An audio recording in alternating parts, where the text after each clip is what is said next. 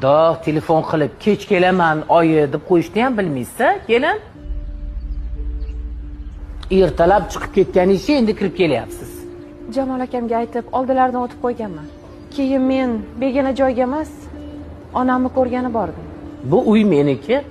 Shuning uchun men ham bilib qo'yishim kerak. Oyijon, men faqat erimga hisob beraman. Menga qara. Meni jahlimni chiqazmagin.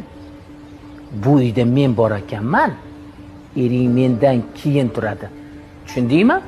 Namuncha, meni uyim durasiz. Bu uyda bizning ham haqqimiz bor. Hech kimning haqqi yo'q.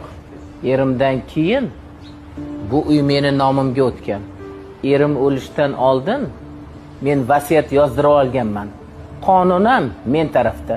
Yana gapingiz bormi, oy poshsha? Gapim yo'q. Siz bilan gap tortishni umuman foydasi yo'q, oyijon. Albatta.